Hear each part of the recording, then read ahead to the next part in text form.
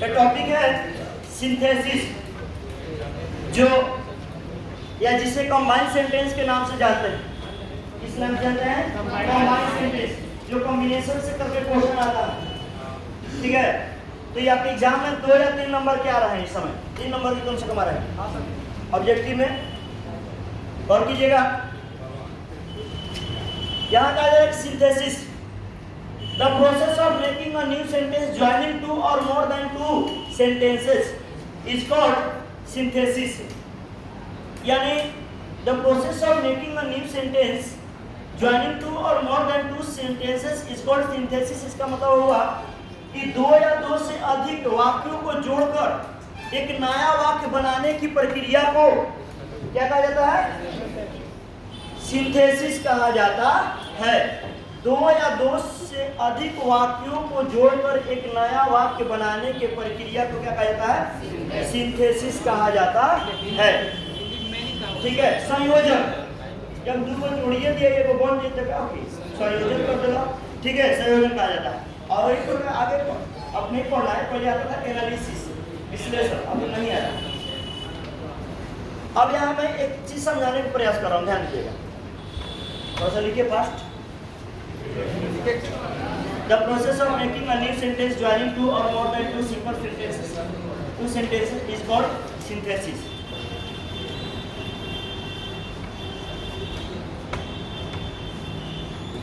कि 2 या 2 से अधिक वाक्यों को जोड़कर एक नया वाक्य बनाने की जो प्रक्रियाएं होती है उसी को सिंथेसिस कहा जाता है। ठीक है, ध्यान दीजिएगा। जैसे मैं आपके सामने एक एग्जांपल लेता हूं, समझाता हूं कि कैसे। जैसे 2 वाक्य ऑलरेडी यहां पर है। पहला, the thief saw the police, he run away, यानी चोर ने पुलिस को देखा और वह भाग गया। चोर ने पुलिस को देखा, कौन देखा? किसको देखा? और वह भागे, कौन भाग गया? कौन भाग गया? चोर। ध्यान दीजिएगा, यहाँ अब बनाएंगे तो इसको जब हम लोग सिंथेसिस में बदलेंगे तो ए नंबर वाला के देखो कैसे बदलेंगे। सीधा इसको बदलेंगे कि सीइंग द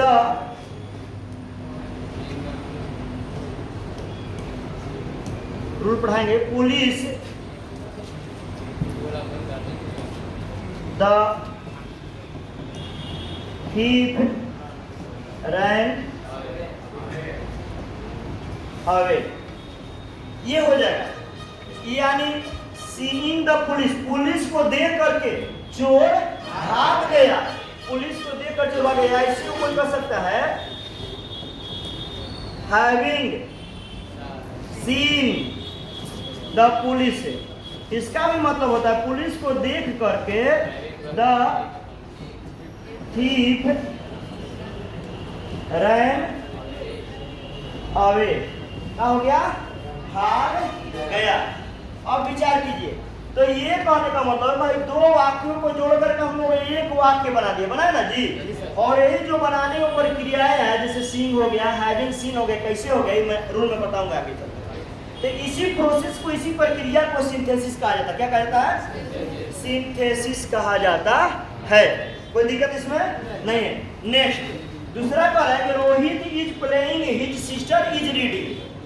बी में कह रहा है कि Rohit is playing, Rohit is playing, यानी बनाएंगे तो हो जाएगा रोहित इज प्लेइंग, रोहित खेल रहा है, किंतु या लेकिन उसकी बहन पढ़ रही है।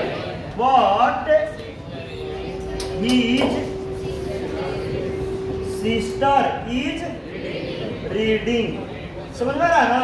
तो ये 2 वाक्यों को जोड़कर क्या बना दिएगा? एक वाक्य बना दिएगा। यही प्रक्रिया को हम क्या कहते हैं? सिंथेसिस कहा जाता है। Gita is beautiful, Sita is more beautiful. Gita सुंदर है, सीता अधिक सुंदर है। यानी कि गीता तो सुंदर है लेकिन सीता जो है और सुंदर है ना जी। तो इसका मतलब ये हुआ कि Sita is more beautiful then बताओ। सीता सुंदर है, गीता सुंदर है। सबसे मैंने अधिक क्या सुंदर है, सीता की गीता? सीता। तो वही करेंगे, Sita is more beautiful then Gita. Sita जो है गीता से अधिक सुंदर है ना। तो ये जो प्रक्रियाएं हुआ, ये दोनों, ये तीनों सेंटेंस में ए बी सी, जिसमें हम देख रहे हैं कि दो वो वाक्य है, दोनों वाक्यों को जोड़ कर हम लोग क्या बना दिए, एक बना दिए। और यही जो बनाने की प्रक्रिया रहा, इसी को सिंथेसिस कहा जाता है। क्या कहा जाता है? सिंथेसिस। इसको आप लाइव चल रहा है? अभी लाइव चल रहा है? नहीं, अभी लाइव नहीं चल रहा। अभी नेट का कनेक्शन लेना है, कोशिश में लगे हुए थे। स्क्रीनशॉट ना लेते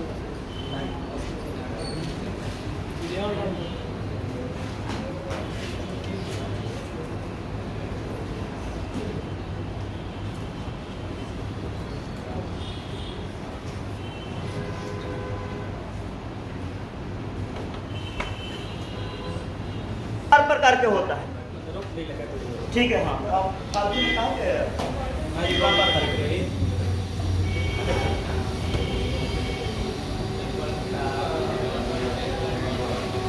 ठीक है, there are 4 kinds of sentence according to clause structure. Clause structure के अनुसार सेंटेंस 4 प्रकार के होता है। कितना प्रकार के? 4 प्रकार का होता है।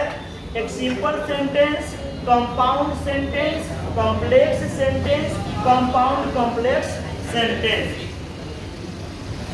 यानी ऐसे में सिंपल रूप में मैं बताया था कि सेंटेंस 6 प्रकार का होता है। सेंटेंस कितना प्रकार का होता है? 6। कौन कौन?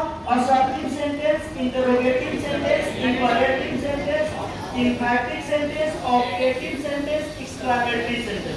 वो 6 प्रकार का होता है। लेकिन यहाँ पर क्लाउज के अनुसार, क्लाउज स्ट्रक्चर जो है उसके अनुसार सेंटेंस कितना प्रकार का होगा? 4। Simple, compound, complex, compound and complex. हाँ, ये वाला सेंटेंस आपके एग्जाम में इससे नहीं पूछे जाते हैं। अगर आ जाए तो बेटर है, पहले पूछा जाता था इससे, लेकिन अब जो है सिंपल ज्यादातर इससे मेरा क्वेश्चन ये तीनों से ले रहा है। ठीक ना, तीनों क्वेश्चन आएगा, चौथा आएगा तो एक से आ जाएगा। हम चारों बता देंगे कि आपको समझ में आ जाए। देखो भाई, कंपाउंड और कॉम्प्लेक्स होता क्या है? हाँ, ये दोनों को मिला के बना दिया हम लोग का कंपाउंड एंड कॉम्प्लेक्स। देखिए जल्दी, अब लोग बात सुनने में मत रहिए।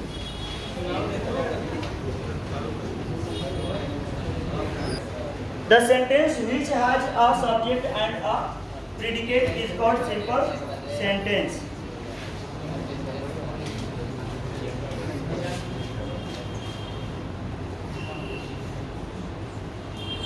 A subject has a simple sentence. The sentence which has a subject and a predicate is called simple sentence. जो वाक्य जिसमें एक कर्ता तथा एक विधेय रहे, उसे साधारण वाक्य कहा जाता है। उसे साधारण वाक्य कहा जाता है।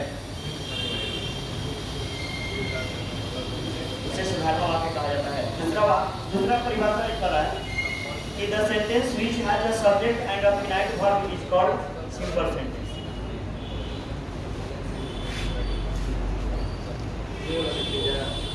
जरूरी नहीं है, अब आप लोग लिख लेना पड़ेगा। वह वाक्य जिसमें एक सब्जेक्टकर्ता तथा एक विधेय से विचार कीजिएगा। I am to teach you, मैं आप लोगों को पढ़ाने वाला हूँ। और कीजिएगा, I am to teach you, मैं आप लोगों को पढ़ाने वाला हूँ। इसमें विचार कीजिएगा पहले सभी लोग। मैं आप लोगों को पढ़ाने वाला हूँ, यह स्पष्ट रूप से ये पता चल रहा है, ये कह रहा है कि मैं आप लोगों को पढ़ाने वाला हूँ। इसमें कौन सब्जेक्ट है और कौन प्रीडिकेट है? मैं लिखवाया था कि एक सेंटेंस में 2 पार्ट होता है, सब्जेक्ट एंड प्रीडिकेट है। देखिए आरामदायक कर देखिए, एक वाक्य में 2 भाग होता है, सब्जेक्ट एंड प्रीडिकेट। यानी कहा जाता है कि except the subject the rest part of a sentence is called predicate. यानी कर्ता को छोड़कर एक वाक्य के शेष भाग को प्रीडिकेट कहा जाता है, विधेय कहा जाता है। किसको छोड़कर? कर्ता को छोड़कर एक वाक्य के शेष भाग को विधेय कहा जाता है। कैसे? अब देखिए, मैं इस वाक्य में आप लोगों को पढ़ाने का काम कौन करने वाला है? मैं, आई। तो आई हमारा जो है, आई हमारा सब्जेक्ट है। आई हमारा क्या है? सब्जेक्ट है। और इसको छोड़ देंगे तो हिया से लेकर हिया तक इसको क्या कहेंगे? प्रीडिकेट कहेंगे। क्या कहेंगे? प्रीडिकेट, यानी कर्ता को छोड़कर एक वाक्य के शेष भाग को प्रीडिकेट कहा जाता है। ठीक है। दूसरा परिभाषा कह रहा है कि the sentence which has a subject and a finite verb, वो सेंटेंस जिसमें एक कर्ता रहे और एक फिनाइट वर्ब रहे। अब वैसे फिनाइट वर्ब क्या कहता है, कौन होता है, समझिएगा पहले। वो वर्ब जो सब्जेक्ट तथा समय के अनुसार अपने रूप को बदल दे, वह वर्ब जो सब्जेक्ट तथा समय से अनुशासित हो जाए, वह वर्ब जो सब्जेक्ट तथा समय के अनुसार आए, उसको फिनाइट वर्ब कहा जाता है। पूछिए कैसे, जैसे आई के अनुसार यहाँ पर एम आया है, आई के अनुसार क्या है बाबू, एम आया है, तो एम हमारा यहाँ पर फिनाइट वर्ब है, जबकि ये हमारा नॉन फिनाइट वर्ब है। कैसे, नॉन फिनाइट का मतलब तो बदलता नहीं है। चेक कहूँगा जैसे आई के साथ एम आएगा, अगर मान लो हम यही कहते कि आप लोग पढ़ने वाले हैं, यू आप लोग पढ़ाने वाले, टू टीच मी, आप लोग मुझे पढ़ाने वाले, कर दीजिएगा। तो हेकरा में टू टीच बदलल बा कि आर बदलल बा, आर बदलल बा ना, तो जौन बदली ओकरे के कह जाई फिनाइट, आ जौन ना बदली ओकरे के नॉन फिनाइट। तो हई हमारे का हो जाई नॉन फिनाइट, वही नहीं। और आप विचार कीजिएगा, मैं कहूँ कि she is singing a song, ठीक, और एक और मैं लिख देता हूँ, you are singing a song. अब मैं दोनों सेंटेंस में, अब आप लोग बताइए कि कहाँ कहाँ परिवर्तन होता है, इज और आर, यही ना बदलल, सिंगिंग एकरो में बा, एकरो में बा, कोनो परिवर्तन जौन वर्ब में परिवर्तन ना होखेला ओकरा के नॉन फिनाइट, आ हेकरा के फिनाइट, हेकरा के अनुसार। आ जब ना बुझाई तो सीधा समझिएगा कि एगो सब्जेक्ट, माने सब्जेक्ट को छोड़कर बाकी सब का प्रीडिकेट, किसको छोड़कर, कर्ता को छोड़कर सब क्या होता है, प्रीडिकेट विधेय होता है। अब समझिए सर कर्ता कौन है इसमें, अब मैं आप लोगों से पूछूंगा, आप लोग खुद बताइएगा, ठीक है। इसमें बताइए, इसमें कोई बता सकता है कि कौन प्रीडिकेट है, इसमें कौन है, are, to teach me, predicate है। इसमें प्रीडिकेट कौन है, सही है, क्लियर। इसको लिखिएगा आप लोग, ना लिखिएगा एक दो एग्जाम्पल डालिए, कम से कम दो एग्जाम्पल डालिए। स्क्रीनशॉट कहाँ कहाँ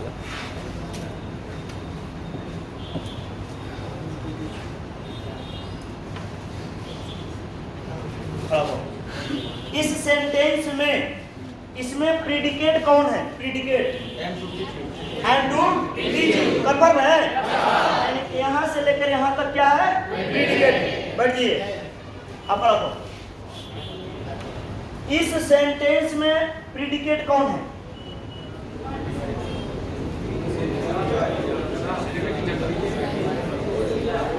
हाँ बोला, इसमें कौन है, हाँ भाई बता सकते हैं, टीचर नहीं, राम वुड बी वाइफ ये सब्जेक्ट है, राम की होने वाली पत्नी एक शिक्षक है, शिक्षक कौन है, राम की होने वाली पत्नी।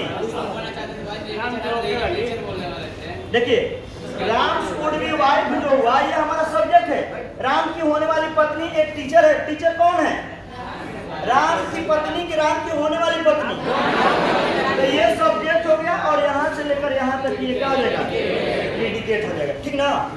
चलो खड़ा हो जा तू। इस सेंटेंस में फिनाइट वर्ब कौन है, बहुत बढ़िया। इसमें कौन है जी, है। इसमें कौन है, इसमें कौन है, इसमें कौन है, क्लियर है, बुझाइल ना, समझ में आई। एक नोट लिखिए, हाँ बढ़िए ना, छोड़ दीजिए, इसमें समझाने के लिए फूड वाला को खाली हो जाए, बस भाई फूड वाला खाली हो जाएगा, कंफ्यूजन में पड़ जाए, कोई कुछ नहीं था, फूड वाला खाली हाइयल एग्जाम्पल। ये बेसिक में सेंटेंस लिए थे कभी हमको लगा, सब्जेक्ट एंड प्रेडिकेट पढ़ाए थे, बेसिक को जो याद रखेगा तब ना ध्यान में रहेगा। वो भी बताता लेकिन खड़ा हो गया तो धड़कन पड़ गया उसका, कहीं गलती मत हो जाए, गलती मत हो जाए। अरे गलती सोच लेगा तो गलती वही करेगा, इसमें कहने वाली क्या बात है गलती मत हो जाए। ऐसे थोड़े गर्दन काट देंगे गलती हो जाएगा तो नहीं आता तभी समझ नहीं आएगा। आगे बढ़ते हैं बाबू, आगे बढ़ जाए।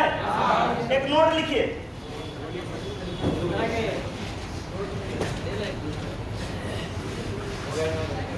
नोट बोले लिखिए, इंग्लिश में बोलेंगे हिंदी में? चलिए, जिनको इंग्लिश में लिखना हो उन मराठियों के लिए इंग्लिश में है, जिनको हिंदी में लिखना बोल रहे हैं। एक सिंपल सेंटेंस में दो या दो से अधिक सब्जेक्ट्स, एक सिंपल सेंटेंस में दो या दो से अधिक सब्जेक्ट्स एंड से जुड़े हो सकते हैं, एंड AND। एक सिंपल सेंटेंस में दो या दो से अधिक सब्जेक्ट्स, एक सिंपल सेंटेंस में दो या दो से अधिक सब्जेक्ट एंड से जुड़े हो सकते हैं। एक सिंपल सेंटेंस में दो या दो से अधिक सब्जेक्ट्स एंड से जुड़े हो सकते हैं, किंतु फिनाइट वर्ब एक ही होता है, किंतु फिनाइट वर्ब एक ही होता है, किंतु फिनाइट वर्ब एक ही होता है, किंतु फिनाइट वर्ब एक ही होता है, किंतु फिनाइट वर्ब एक ही होता है, किंतु फिनाइट वर्ब एक ही होता है, किंतु फिनाइट वर्ब एक ही होता है। यानी सिंपल सेंटेंस में दो या दो से अधिक सब्जेक्ट हो सकते हैं, किंतु फिनाइट वर्ब एक ही होता है। यानी टू और more than two subjects can be added या consisted with and in a simple sentence but finite verb is only one. ठीक ना, यानी कहने का दो या दो से अधिक सब्जेक्ट्स को जोड़ा जा सकता है, किससे? एंड से, इन अ सिंपल सेंटेंस, एक साधारण वाक्य में, बट लेकिन finite verb is only one. लेकिन खाली फिनाइट वर्ब क्या रहेगा? एक ही रहता है। अब एक सर एग्जांपल बताइए, थोड़ा सा ऊपर कर देना, इंग्लिश वाला का रिपीट हिंदी का दे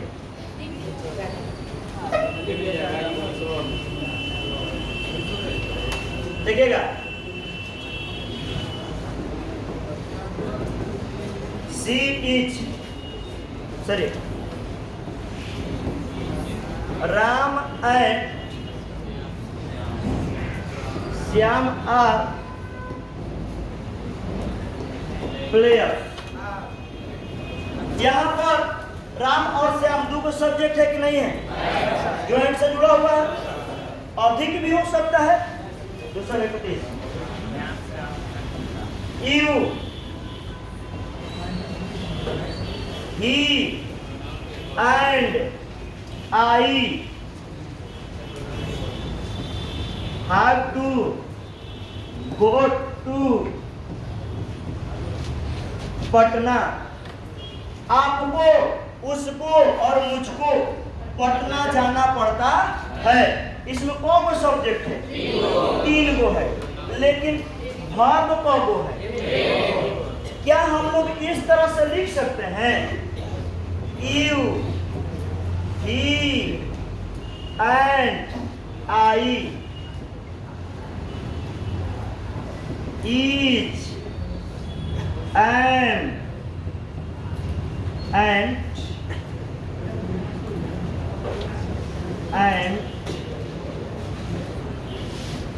are प्लेयर। ये सेंटेंस सही कि गलत है? इन्हें ना कि अनुसार आर, आई के अनुसार एम ऐसे भर लेंगे, नहीं। इसमें से कोई एक ही रहेगा। तो कौन होगा? जब तीन को हो गई तो तीनों के अनुसार क्या हो जाएगी? आर हो जाएगी। क्या हो जाएगी? आर हो जाएगी। इसको लिख लीजिए।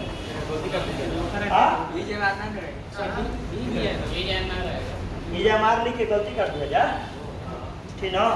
इजामार लिख के गलती कर दिया, सही लिख दें क्या माने? सहयोग लिख देना। नौनी चल तो ढेरे हम भोजपुरी बोले लगे।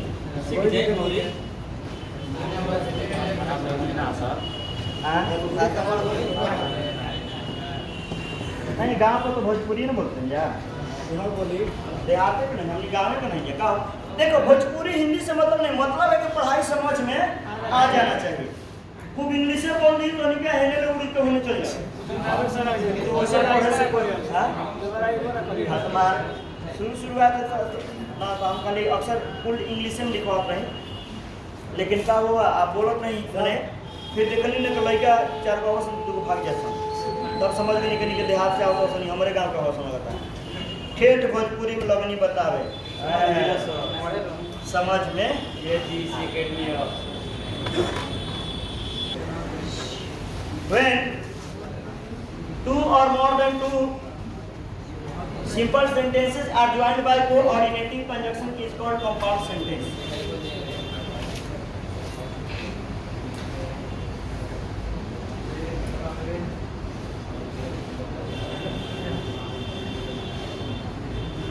साधारण कर दिया जाए, साधारण एस के काट दिया जाए।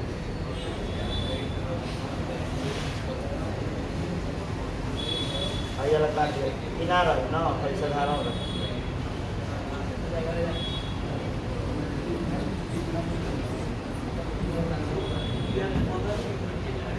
When 2 or more than 2 simple sentences are joined by coordinating conjunction is called compound sentence.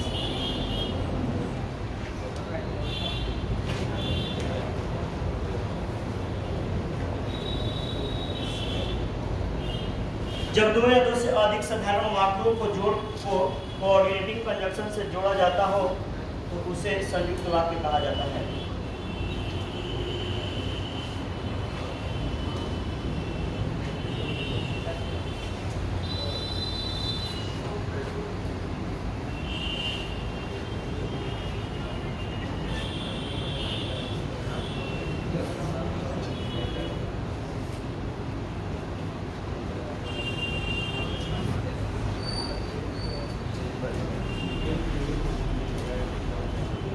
चार को कविता बचा है हिंदी में, 9 खत्म हो गया ना, और 13 का चैप्टर है, ये पढ़ा देंगे बस ग्रामर चलेगा हाँ हिंदी में। सैटरडे संडे संडे कोशिश में संडे संडे के उसी बीच में जाइए, खाली रहेंगे तो पढ़वा देंगे। दशहरा में लेकिन 2-2 घंटा का मेरा खाली क्लास चलेगा उनका। हाँ दशहरा में प्रीपोजिशन पढ़ाएंगे, तब चल करेंगे प्रीपोजिशन। देखिए अगर थोड़ा सा डीप में पढ़ेंगे तो हमने कि 1 सप्ताह कम से कम चलेगा, 1 सप्ताह से 12 दिन, ठीक ना। पढ़ना है उसके बाद थोड़ा सिंपल सेंटेंस बनाने की प्रक्रिया सिखवाओ, ओकर बाद कंपाउंड सेंटेंस कैसे बनी, कंप्लीट से खाली परिभाषा लिखवाओ तो नहीं तब कुछ तार लगता है, पढ़ ले लीजिए क्या सोचता हो। हवा में उड़ रहा है कि कैसे होता है। चले देखिए आगे बढ़ते हैं। इतना टाइम दोगे तो काम नहीं कर चला। सुबह वाला मुझसे में पढ़ा है, देखो वीडियो नहीं बना था, वीडियो नहीं बना ऊपर के हमको बढ़िया लगता है, हमने कहीं पे पढ़ाई। देखिए एग्जाम्पल हाँ, जैसे Ram is weeping but Sita is laughing. Ram जो है रो रहा है, सीता हंस रही है। दोनों वाक्यों को जोड़ने का काम कौन किया? तो यहाँ ये जो पूरा सेंटेंस बन गया ना, इस सेंटेंस को हम लोग बोलते हैं कंपाउंड सेंटेंस। क्या बोलते हैं? कंपाउंड। जैसे रोहित वाज डांसिंग, रोहित नाच रहा था, एंड मोहित वाज सिंगिंग, मोहित गा रहा था। तो दोनों वाक्यों को जोड़ने का काम कौन किया? एंड। जैसे मैं ये कहूं I want to teach you, मैं आपको पढ़ाना चाहता हूं, but you do not want to read. लेकिन आप नहीं पढ़ना चाहते। 2 वाक्य है इसमें, कौन कौन? I want to teach you और you do not want to read. और दोनों वाक्य को जोड़ा कौन? जोड़ करके वो वाक्य बना दिया, तो एक वाक्य बन गया। इसी को बोला जाता है कौन सी? Compound sentence. क्या होता है? Compound sentence. आज इतना ही रखते हैं। अगला वीडियो के लिए मेरे चैनल को सब्सक्राइब कर दीजिएगा, बेल आइकन को प्रेस कर दीजिएगा। ठीक ना?